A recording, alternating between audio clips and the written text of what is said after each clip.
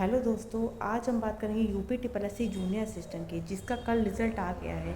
और दोस्तों मेरा भी जूनियर असिस्टेंट टाइपिंग में क्वालिफाई हो गई है। और दोस्तों काफ़ी लोग ऐसे होंगे जिनकी क्वालिफाई हो गई होगी, तो पहले हम उनकी बात करेंगे जिनकी क्वालिफाई हो गई है। और काफ़ी लोग ऐसे होंगे जिनकी क्वालिफाई नहीं हुई है, तो मेनली मैं यहाँ पे उनकी बात करूँगी पहले, जिनकी क्वालिफाई हो गई है। दोस्तों अगर आपकी टाइपिंग क्वालिफाई हो गई है तो इसका ये मतलब बिल्कुल मत निकालिएगा कि आपका सिलेक्शन हो गया है या आपको जॉब मिल गई है। ठीक है दोस्तों, क्योंकि जो टाइपिंग है वो सिर्फ एक मात्र चरण है, अभी आपका फाइनल सिलेक्शन नहीं हुआ है दोस्तों। ठीक है, फाइनल सिलेक्शन के लिए अभी आपको एक और डीवी, उसके बाद जब फाइनल लिस्ट आएगी तब आपका क्लियर होगा कि आपका फाइनल सिलेक्शन हुआ है कि नहीं। ठीक है, बट जो फाइनल सिलेक्शन है वो कई बातों पे निर्भर करता है दोस्तों, कई बातों पे। क्योंकि ये जो जूनियर असिस्टेंट का पेपर है ये 2023 का है। ठीक है, अब 2023 में जिसने भरा होगा वो 2026 तक आते आते वो जॉब में, कुछ लोग जॉब में लग गए होंगे, कुछ लोग कहीं और लग गए होंगे, तो हो सकता है कि वो लोग डीवी स्किप कर दें। ठीक है दोस्तों, तो इसका जो कट ऑफ है वो काफ़ी हद तक डीवी पर निर्भर करती है। ठीक है, कि कितने लोग डीवी कराने जा रहे हैं, कितने लोग डीवी कराने नहीं जा रहे हैं, इसमें बहुत ज़्यादा निर्भर करती है। ठीक है, तो हम बात करेंगे इस वैकेंसी के बारे में। ठीक है, जिसकी टोटल पोस्टें हैं 53, इस समय जो रह गई हैं वो 5370 रह गई हैं दोस्तों। और जो भी पास हैं, ठीक है दोस्तों, जो पास है वो 26,318 हैं, और जो फेल हुए हैं वो 34,411 हैं। ठीक है, अब 26,318 लोगों में उनको सिर्फ 5370 लोग अगर सिलेक्ट करने हैं दोस्तों।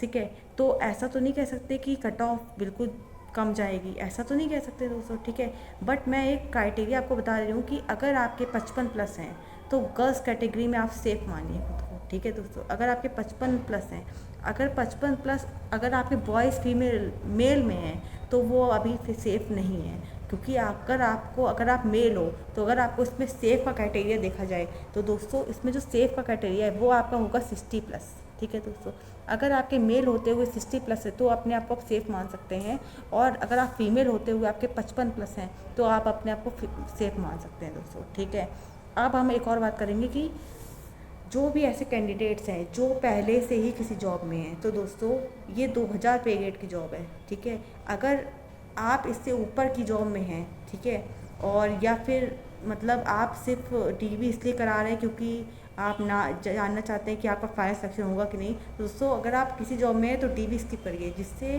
काफ़ी लोगों को चांस मिले दोस्तों। ठीक है, मैं अपनी बात नहीं कर रही हूँ, मेरा आपको पता ही होगा एएसआई में भी है, ऑडिटर में भी है।